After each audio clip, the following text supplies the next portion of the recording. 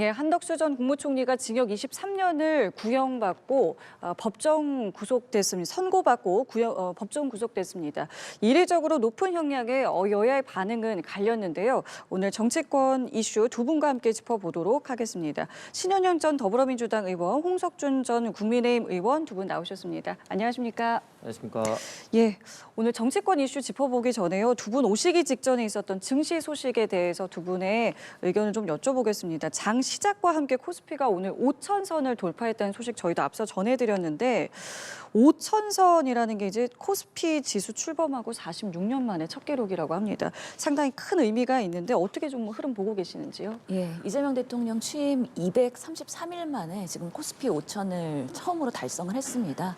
워낙에 대선 후보 때부터 코스피 5천 시대를 만들어가겠다라는 정부의 강한 의지가 있었고 그동안에 여러 어려움들이 있긴 했지만 우리의 주식시장, 대한민국의 경제가 신뢰 회복 그리고 앞으로도 더 발전할 수 있겠다라는 기대감에서의 그런 5천 달성이 아닌가라는 생각이 들고요. 특히 어제 이재명 대통령의 그런 기자회견을 통해서 성장 전략의 대전환을 꾀하겠다. 그래서 지금의 그런 5천은 어떻게 보면은 양극화 현상으로 인한 그런 코스피 5천이라고 하지만 모두의 성장이 가능한 정말 대대적인 우리 경제 성장의 기조의 그런 전환들이 앞으로 더 펼쳐질 것이라는 기대가 있고요.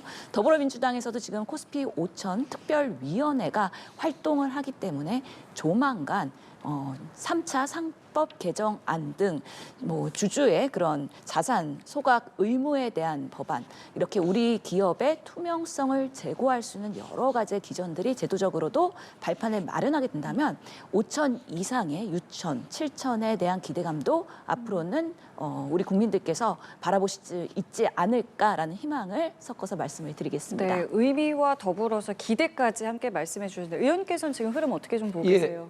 우리 그 정시가 이제 78년도에 처음으로 이제 개정이 됐거든요. 그래서 46년 만에 지금 우리 대한민국의 정시가 이제 5천이라는 전무후무한 기록을 지금 물론 장중이지만 지금 만들어가고 있습니다. 근데 이 내용을 보면 그렇게 반가운 게 아닌 게 지금 지수 상승은 절대적으로 반도체주, 특히 삼성전자와 SK 하이닉스가 이끌고 있고 이 두 개의 어떤 주식이 차지하는 비중이 한 33%, 34%가 됩니다. 반해서 지금 중소형 주는 오히려 뭐 내려갔거나 답보 상태에 있는데 대표적으로 지금 코스피와 더불어 양 시장이라 할 수 있는 코스닥 같은 경우는 아직까지도 천을 지금 이제 넘지 못하고 있는 상황입니다.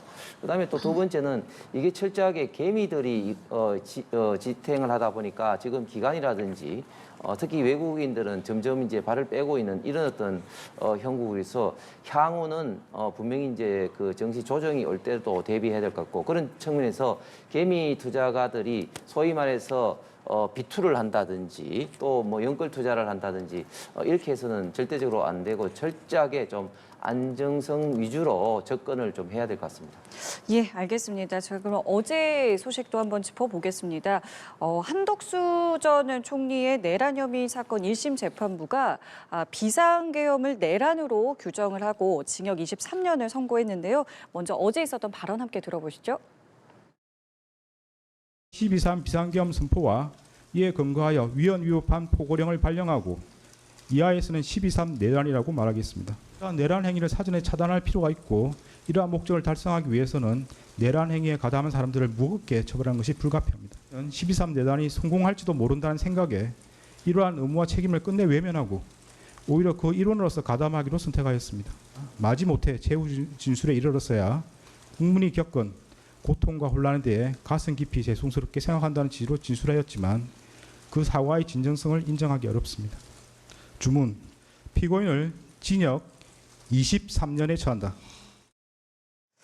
예, 이 소식은 저희 잠시 뒤에 좀 짚어보겠고요. 지금 국회에서 정청래 대표가 긴급 기자회견 열었습니다. 함께 보시죠. 조국 혁신당 창당 당시 따로 또 가치를 말했습니다. 22대 총선을 따로 치렀고 21대 대선을 같이 치렀습니다. 더불어민주당은 윤석열 독재 정권 심판을 외쳤고 조국 혁신당은 3년은 너무 길다를 외쳤습니다. 우리는 같이 윤석열 정권을 반대했습니다. 우리는 12.3 비상계엄 내란을 같이 극복해 왔습니다. 우리는 이재명 정부 출범을 위한 대선을 같이 치렀습니다. 이번 6.3 지방선거도 같이 치렀으면 좋겠습니다. 이재명 정부의 성공, 지방선거의 승리가 시대의 정신입니다. 더불어민주당과 조국혁신당이 추구하는 시대 정신이 다르지 않다고 생각합니다. 따라서 6.3 지방선거를 따로 치를 이유가 없습니다. 더불어민주당과 조국혁신당이 이제 따로가 아니라 같이 시대 정신에 입각해 이재명 정부 성공이라는 공동 목표를 위해 원팀으로 같이 뛰어야 한다고 생각합니다. 두 당의 합당을 위하여 조속히 실무 테이블이 만들어지기를 바랍니다. 조국 혁신당의 화답을 기다리겠습니다. 감사합니다.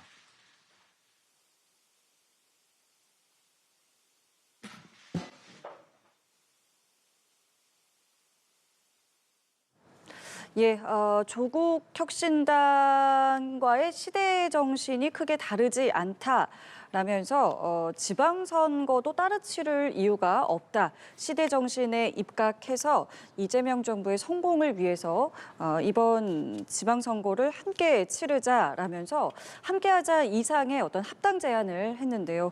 앞으로의 조국 혁신당의 화답을 기다리겠다면서 정청래 대표의 긴급 기자회견을 저희가 함께 들어보셨습니다. 일단은 이 내용을 좀 먼저 좀 다뤄야 할 것 같은데요.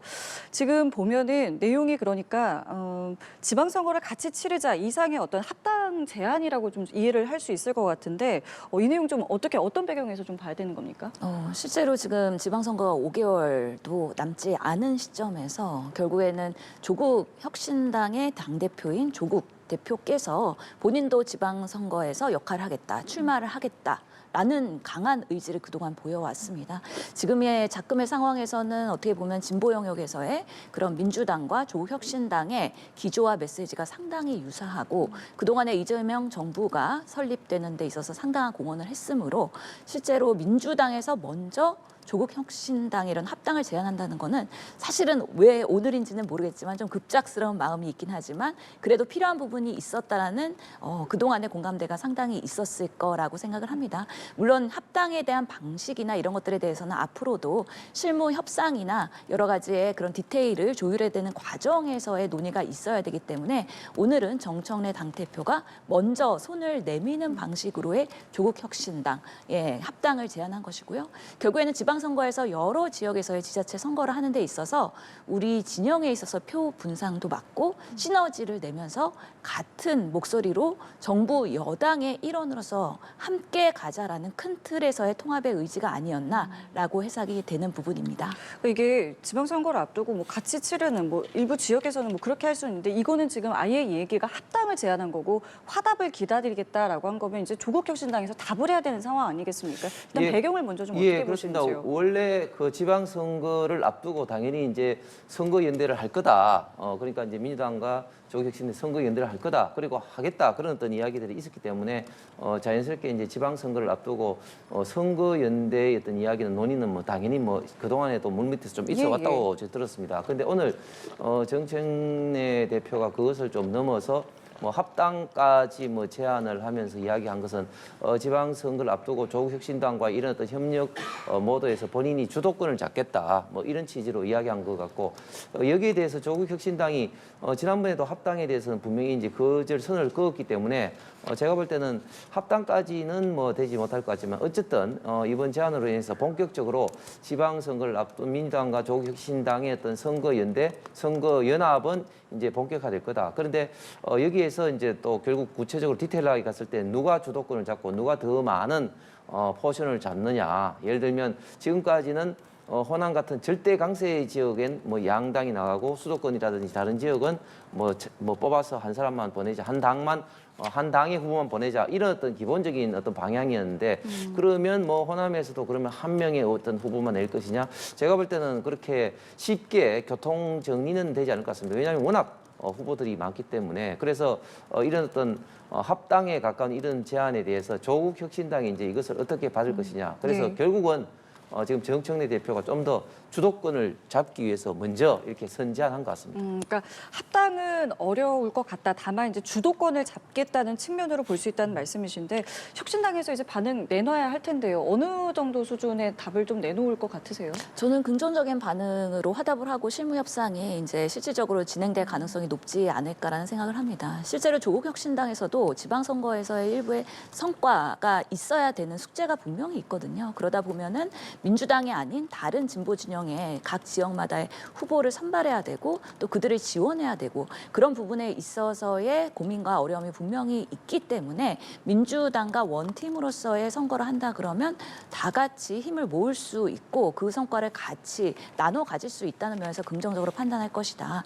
그리고 이런 부분에 있어서 합당 제안에 있어서 사실 조국혁신당과 사전에 논의가 없이 일방적으로 됐었을 것이냐 이런 부분에 있어서는 앞으로도 후속 취재가 뭐 보도가 될 거라고 보이고요. 지금 조국혁신당은 비례대표 12명의 국회의원으로 되어 있기 때문에 비례대표라는 또 지역 기반이 없다라는 한계가 분명히 있어서 그런 면에서의 12명의 국회의원도 합당하는 거에 대해서 매우 긍정적으로 찬성할 가능성이 매우 높다라고 판단을 합니다.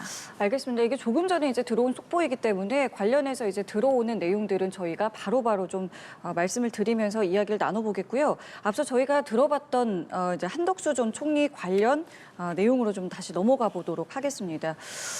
일단은 어제 한 전 총리 같은 경우에는 특검이 구형했던 형량보다 훨씬 높은 23년형이 선고가 됐습니다.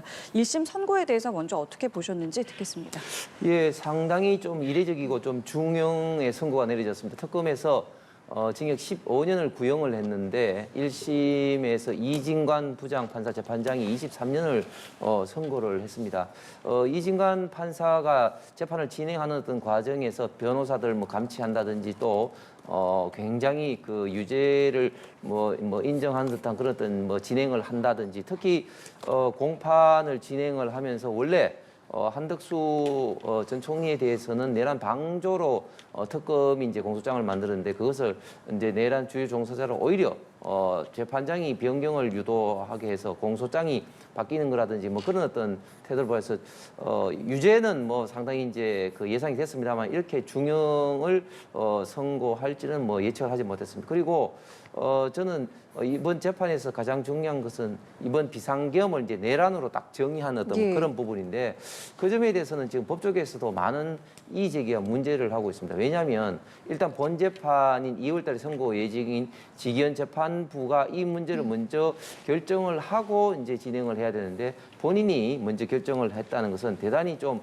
절차적으로나 실체적으로 문제가 있다. 왜냐하면 지금 이진관 판사는 이 비상계엄이 내란으로 판단하기 위한 어떤 관련자들을 조사를 하지 않았습니다. 예를 들면 뭐 박완수 비상계엄 사령관이라든지 이진우 수방사령관이라든지 또 뭐 각종원 특정사령관들이 조지호 뭐 경찰청장이라든지 관련된 군경의 어떤 수뇌부들에 대한 어떤 조사도 전혀 이루어지지 않는 상태에서 이 비상계엄을 내란으로 정의를 하면서 이렇게 23년이라는 중형 선고를 내린 게 맞느냐 하는 이런 부분에 대해서 굉장히 좀 문제 제기를 하고 있습니다. 그래서 1심이 이제 끝난 만큼 다른 어떤 다른 재판 그리고 또 항소심부터 이 문제에 대해서 본격적으로 굉장히 좀 쟁점이 될 것 같습니다. 지금 말씀하신 이진관 판사의 태도도 어제 사실은 화제였습니다. 특히 이제 선고문을 읽는 과정에서 잠시 목이 매는 듯한 모습도 보였는데요. 이 모습도 보시고 대담 이어가겠습니다. 이는 무엇보다도 무장한 계엄군의 맨몸으로 맞서 국회를 지킨 국민의 용기에 한 것입니다.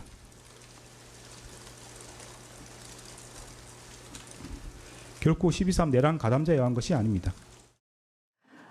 이진관 판사의 모습도 보셨고 한덕수 전 총리 같은 경우는 어제 이제 내내 무표정한 얼굴이었습니다. 그리고 이제 법정 구속까지 되면서 내란 총리라는 어떤 꼬리표를 이제 달게 됐는데 어제 선고에 대해서는 어떤 입장 갖고 계신지 듣겠습니다. 예, 사법부도 이번에 비상계엄에 대해서는 준엄하게 문제가 있다라고 인식을 했다라는 첫 번째 판결이기 때문에 앞으로 12.3 내란에 대해서 다른 재판부에서도 이견을 달리하기는 어렵다. 그런 면에서 국민의힘도 이제는 뭐 메시지 계엄이다, 부정선거다, 계몽령이다 이런 부분에 있어서는 더 이상 이야기하는 것이 대한민국의 그런 체제와 우리 사법부의 그런 판단까지 나온 상황에서는 이제는 조금 더 기조를 전환시킬 필요가 있지 않느냐라는 면에서의 상징적인 날이라고 생각을 하고요. 이진관 재판관이 형량을 더 8년을 높이면서까지 국무총리로서 그날의 계엄 상황에서 부역을 하고 오히려 적극적으로 절차적 정당성을 부여하기 위한 그날의 국무회의 소집, CCTV에서 보여주는 부분들 그런 면에서의 한덕수 총리의 그동안의 50년의 공직 생활과 비추어 봤을 때 상당히 내란 중요 임무 종사자로서의 책임이 막중하다는 것을 엄중하게 꾸짖었다라는 면에서 의미가 있다고 생각을 합니다. 이진관 판사도 아마 판결문을 준비하는 과정에서의 여러 가지 고뇌와 그런 고민들이 분명히 있었을 텐데요.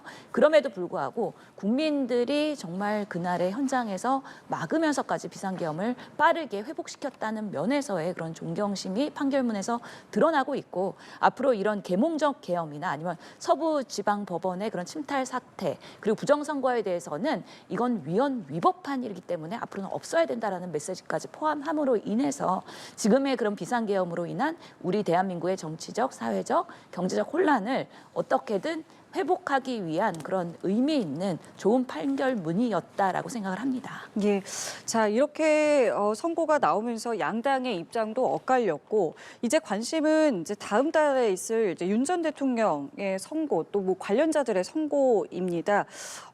글쎄요, 앞서서 이제 저희 의원님께서는 이게 이제 본재판 이전에 내란 규정을 이렇게 한 게 좀 절차적으로 문제가 있다라는 말씀을 하셨는데 글쎄요, 어제 이 선고가 앞으로에 있을 어떤 관련자들의 재판에는 어느 정도 영향이 좀 있을 것 같으신지요? 지금 재판부가 아마 부장판사가 좀 다르더라 하더라도 이 첫 번째 내란에 대한 1심 선고에 대해서 영향을 받지 않을 수가 없다. 그렇기 때문에 이미 이진관 판사는 12.3 내란으로 규정하고 친위 쿠데타이다. 그렇기 때문에 엄중한 판결을 했던 부분에 있어서 이 2월 19일이죠. 윤석열 전 대통령의 1심 판결. 여기서도 직위원 재판부가 아마 지금 검찰이 사형을 구형했기 때문에 이런 부분에 있어서 상당히 영향을 받고 관련해서 지금의 사안의 판결을 주도할 것으로 이해를 하고요. 특히나 그날의 국무회의에 참석했던 그리고 나름의 그런 비상계엄의 모의에 참여했던 이상민 전 장관 그리고 뭐 김용현 장관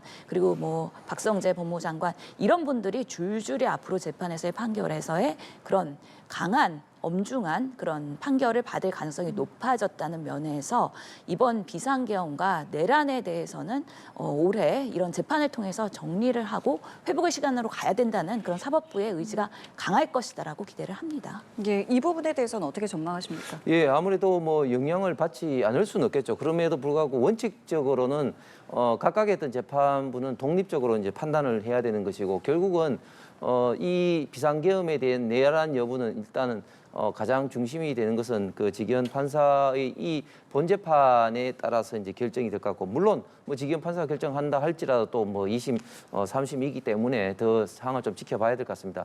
한 가지 확실한 것은 이번에 이진관 판사가 이렇게 판단을 한 것은 물론 뭐 재판부가 재량으로 했다고는 하지만 분명한 것은 제가 말씀드린 것처럼 핵심적인 어떤 정언이라든지 이런 사항을 조사도 하지 않으면서 이것을 뭐 위로부터 어떤 그 반란이다 이렇게 정의를 했습니다. 그래서 이 형법 87조의 내란이 되기 위해서는 국토 참전이나 국헌 문란을 목적으로 하는 하나의 어떤 조건과 그다음에 폭동이 일어나야 되는데 이 지금 군경이 동원된 당시에 현직 대통령인 윤석열 전 대통령이 비상계엄 권한에 의해서 동원한 이 군경 몇백 명을 폭동으로 이제 봤다는 것이죠. 그런데 과연 이것을 폭동으로 보기 위해서는 핵심 당사자들을 조사를 해야 되는데 그런 부분에 대해서도 조사를 하지 않은 것은 대단히 절차적으로 좀 문제가 있고 그다음에 저는 우리 대한민국의 어떤 법치주의 사법부에서 가장 중요한 것은 결국은 사법부의 판단을 존중해야 되기 때문에 이 존중해야 된다는 이런 입장에서 국민의힘은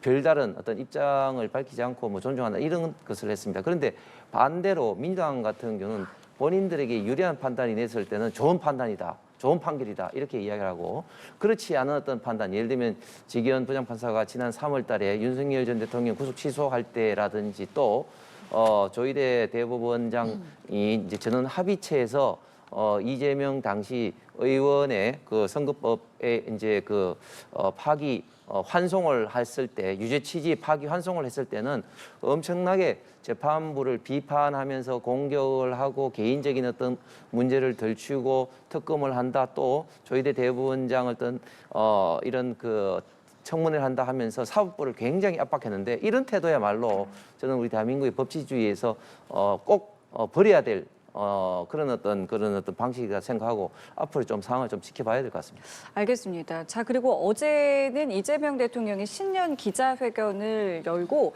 집권 2년차 국정 운영 구상을 밝혔습니다. 자, 그리고 질의응답 과정에서는 또 여러 가지 현안에 대한 질문도 있었는데 여기에 대한 대통령의 목소리 함께 들어보시고 여야 입장까지 들어보시죠. 직설적으로 얘기를 하면 이해훈 지명자에 대해서 어떻게 할지는 아직 결정은 못했어요. 뭐 진짜인지 아닌지 뭐 좀 가려봐야 되겠지만 보좌관한테 갑질을 했는지 안 했는지 우리가 어떻게 합니까? 사전에 검증에서는 몰랐다. 검증에서 걸러지지 못했다. 검증이 실패했다라고 자백을 한 것 같아요. 지명 철회하시고 지금이라도 늦지 않았습니다. 청문회를 국민이 다 지켜보시고 예. 국민이 판단하시도록 그리고 그 판단에 따라서 인사권자가 최종 결정할 수 있도록 이렇게 하는 게 예, 여러 목소리를 들어보셨는데 일단은 이재명 대통령 같은 경우에는 그래도 이제 본인의 해명을 들어봐야 하지 않겠느냐라는 이제 답변을 했고 오늘 오전에 이제 들어온 소식에 의하면은 내일로 이제 청문회가 이제 잠정적으로 합의가 됐다라는 이제 속보까지 들어왔는데 이렇게 되면은 내일 청문회가 열리는 겁니까? 어떻게 진행이 되는 겁니까? 열릴 가능성이 높겠죠. 어제 이해훈 그 후보자와 그 야당 간사인 박수현 의원이 직접 만나서 자료 제출에 대해서 어느 정도의 논의가 됐다라는 얘기가 있었고 그런 부분에 있어서 최선의 그런 자료 제출이 이루어진다면 아마 내일 정도에는 인사청문회를 하지 않을까. 인사청문회가 열리지 않는다는 거는 사실 국회에서는 초유의 사태이고 그 책임 또한 국민의힘이 질 수 있는 리스크가 있기 때문에 사실은 국민의힘에서도 제대로 된 검증을 하겠다라는 그런 명분을 가지고 지금까지 끌고 왔다 그러면 청문회는 꼭 열릴 필요가 있다. 물론 청문회를 한다고 해서 이제 이해훈 후보자가 임명이 된다라는 보장은 아직까지 없는 것 같고요. 이재명 대통령께서도 사실은 이야기를 들어보고 해명을 들어보고 의혹이 어디까지 해소가 되는지에 따라서 아마 임명의 가부를 결정하게 되지 않을까. 모든 것은 결국에는 이재명 정부는 국민 주권 정부이기 때문에 그런 국민들의 그런 이해훈 후보자에 대한 장관의 적절성에 대한 여론 이런 것들까지 잘 살피면서 결국에는 판단을 하게 될 것이다. 그런 면에서 빠르면 내일 아니면은 늦어도 26일에는 열릴 것으로 생각이 되고 있기 때문에 청문회에서의 이해훈 후보자의 답변, 내용 그리고 공개되는 자료들 이런 것들에 대한 그런 추미애 관심이 더 커질 것으로 보입니다. 이번에는 청문회 뭐 열린다고 보면 되겠습니까? 예, 열린다고 보면 될 것 같습니다. 그리고 여야 간사 간에 이해훈 후보자가 이제 자료를 제출을 다 하기로 합의를 한 것 같습니다. 그런데 과연 어떤 자료를 이해훈 후보자가 제출할지는 한번 두고 봐야 될 것 같습니다만은 어쨌든 지금 그 이재명 대통령이 기자들과의 질의 답변 과정에서 저런 식으로 즉 문제는 있다. 그러나 본인이 어떤 이런 그 해명한 것은 들어봐야 되지 않겠느냐 이런 속에는 청문회를 거치고 난 다음에는 제가 볼 때는 임명하기가 좀 쉽지 않을 거다. 왜냐하면 지금 현재 워낙 그 이현 후보자에 대한 어떤 갑질이라든지 또 재산 증식에 관한 어떤 불법 탈법 이런 어떤 사례들이 지금 속출하고 있기 때문에 뭐 단독 기사만 하더라도 뭐 100여 가지 이상 나왔다고 하지 않습니까? 그렇기 때문에 반대 여론이 워낙 높아서 실질적으로는 임명되기는 지금 쉽지 않을 거다 생각하면서 이런 어떤 과정에서 다시 한번 이재명 정권의 인사 검증 시스템의 문제점이 다시 이제 도마에 오른 겁니다. 여야를 넘어서 이렇게 그 많은 어떤 문제가 있는 사람을 인사 검증을 할 때 제대로 하지 않았다는 것이 이제 증명됐고 물론 뭐 이전부터 이제 김민석 전 총리부터 해서 수많은 어떤 장관들 인사청문회 할 때 수많은 어떤 문제가 뭐 나오기도 나왔었는데 이번에도 역시 이재명 정권에서 인사 검증 시스템은 굉장히 문제가 많았다는 게 다시 한번 드러났기 때문에 앞으로도 이런 어떤 사태를 예방하기 위해서라도 이제 검증 시스템을 다시 한번 살펴보면서 개선할 필요가 있을 것 같습니다. 알겠습니다. 자, 이 내용도 그럼 살펴보겠습니다. 장동혁 대표의 단식이 계속되고 있습니다. 일주일 넘게 이어지고 있는데 어제는 개혁신당의 이준석 대표가 이 현장을 찾았습니다. 함께 그 모습 보시죠. 양당의 공조라는 걸 또 강화하기 위해서는 대표님이 지휘관으로서 또 이렇게 역할을 해주셔야 되는데 야당이 할 수 있는 게 이런 것밖에 없어서 그런데도 불구하고 여당은 아직 아무런 이동도 하지 않는 게 뭐가 될 것입니다. 이준석 대표를 비롯해서 지금 뭐 여러 인물들이 찾고는 있습니다만 지금 국민의힘에서 이야기하는 것은 대통령이라던가 여당에서는 단식에 관심이 없다라고 지금 목소리를 내고 있는데 찾지 않는 것에 대한 이 목소리에 대해서는 어떻게 좀 보고 계시는지요? 네, 실제로 장동혁 대표가 사실 명분 있는 단식 투쟁이라고 하면은 얼마든지 협상이나 소통의 여지가 열려 있을 텐데 지금의 그런 단식에 대한 부분은 어떻게 보면 국민들이 봤을 때는 떼쓰기 단식이 아니냐. 실제로 지금 통일교와 신천지에 대한 특검에 대해서도 뭐 민주당이 거부하고 있는 게 아니고 하자라는 의미이고요. 특히나 공천 헌금에 대해서도 강선우, 김병기 이제 많은 의원들이 이제 경찰 수사를 적극적으로 받고 있는 상황이기 때문에 특검에 대한 명분에 의한 단식이긴 보다는 장동혁 대표는 본인의 리더십 체제를 좀 더 공고히 내부에서 하기 위해서 보수의 결집을 위해서 지방선거를 앞두고서는 어떻게 보면 건강과 생명을 볼보로 이렇게 단식을 하고 있는 거 아니겠습니까?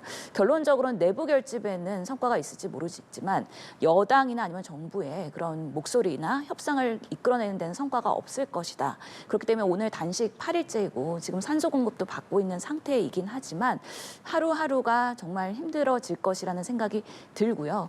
지금 여전히 언론에서 관심 갖는 거는 그래서 한동훈 전 대표가 올 것이냐 말 것이냐 이지 않습니까? 그렇기 때문에 결국에는 그런 보수의 그런 국민의힘 체제 내에서 장동혁과 한동훈의 대결 구도로서의 이 단식을 바라보는 시각들이 상당히 있기 때문에 굳이 그런 정치적인 환경에서의 정부 여당에서 어떠한 메시지나 소통을 한다고 해서 지금의 상황이 달라지지 않을 것이다라는 저희는 시각을 갖고 있기 때문에 아마 쓸쓸한 단식을 계속해서 할 수밖에 없다. 근데 건강의 그런 악화의 우려가 지금 점점 심해지고 있기 때문에 무리한 단식을 이제는 출구 전략을 마련하셔서 빠르게 현장에 복귀하시는 게 낫지 않을까라는 안타까운 마음으로 바라보고 있습니다. 그러니까 이번 단식을 통해서 어떤 협상을 이끌어내기는 사실상 좀 어렵다라는 말씀을 하셨는데 어제 이준석 대표도 좀 더 강한 공동 투쟁의 방안을 마련하겠다 뭐 이런 입장을 밝히기도 했고요. 앞서 저희 의원님께서도 출구 전략을 좀 세워야 될 때다라고 말씀하셨는데 지금 이 단식 어떻게 계속 가는 겁니까? 어떻게 해야 된다고 보십니까? 지금 어제 7일째, 오늘이 8일째인데 예, 맞습니다. 어제 굉장히 건강이 안 좋아져서 2시에 긴급 의총을 통해서 대표의 어떤 건강을 위해서 강제 후송을 시키자는 것으로 이제 결정을 해서 119 구급대를 불렀습니다. 그래서 한 3시 한 50분 정도 경이 와서 구급 대원들이 장동혁 후보를 강제 후송하려고 했는데 장동혁 대표가 강하게 거부를 했습니다. 그래서 한 4시경에 구급차가 오히려 이제 떠나가는 그런 어떤 그 상황이었는데 지금까지 장동혁 대표는 물과 소금에 의존하면서 뭐 이곳에 묻힐 때까지 단식하겠다 하는 어떤 결연한 어떤 그런 태도를 보이면서 단식을 하고 있습니다. 조금 전에 이준석 대표가 나왔을 때 화면에서는 그나마 말을 할 수 있었는데 오늘은 이제 말도 못하기 때문에 오늘 최고위원회가 열렸는데 앉지를 못하고 있는 그런 예. 어떤 상황입니다. 원래 사람이 물과 소금에만 의존해서 단식을 하다 보면은 7일 전으로 해서는 거의 뭐 생명이 위태롭다고 의학계에서는 통상적으로 보지 않습니까? 그럼에도 불구하고 지금 단식을 하는데 저는 정치 이전에 사람이 문제입니다. 이렇게 당 대표가 생명을 무릅쓰고 목숨을 걸고 단식을 하는데 지금 우리 신영 의원은 아주 점잖게 말했지만 민주당에서 그리고 또 심지어 당내 일부에서 조롱하듯이 아니면 뭐 죽어도 좋고 뭐 이런 극언을 하는 그런 어떤 사람들도 있는데 저는 인간적으로 저는 그게 과연 국민들에게 어떻게 받아들여질지 저는 해서는 안 될 말이 생각하고 그다음에 지금 민주당의 태도에 대해서 대단히 실망을 넘어서 참 절망스러운 게 어제 홍익표 정무수석이 신임 인사차 정청래 그리고 이제 한병도 원내대표를 봤는데 1분이면 그 단식장에 걸어갈 수 있는 곳인데 그곳을 그냥 가지도 않았단 말이죠. 그다음에 이재명 대통령도 어제 신년 기자회견에서 어떤 이야기를 했냐면은 국민의힘도 이 특검을 뭐 받고 싶지 않을 거다 이런 식으로 이야기하는데 그런 것은 이 목숨을 걸고 단식 투쟁을 하고 있는 장동혁 야당 대표에 대해서 정말 조롱 섞인 대통령이 반응 아니겠습니까? 저는 그런 어떤 반응들이 정치 이전에 인간적으로 도의적으로 또 참 있을 수 없는 발언이다. 그렇기 때문에 저는 국민들로부터 그런 태도에 대해서는 비판을 받을 수밖에 없을 것 같고 그다음에 이 한동훈 대표 때문에 단식했다는 일부 시각에 대해서는 아니 가만히 있으면은 열흘 뭐 끝나면은 이제 결정을 하면 되는데 본인의 어떤 목숨 건강을 무릅쓰고 이렇게 단식을 할 사람이 누가 있겠습니까? 그래서 결국은 저는 정부 여당에서도 이 쌍특검에 대해서 저는 협상할 수밖에 없다, 받을 수밖에 없다고 생각을 하고 실질적으로 지금 오늘 좀 긴급 양당의 원내대표 간에 이 문제에 대해서 논의를 하고 있는 것으로 알고 있습니다. 알겠습니다. 오늘 두 분 말씀도 여기까지 함께하도록 하겠습니다. 지금까지 신현영 전 더불어민주당 의원, 홍석준 전 국민의힘 의원과 함께했습니다. 두 분 감사합니다.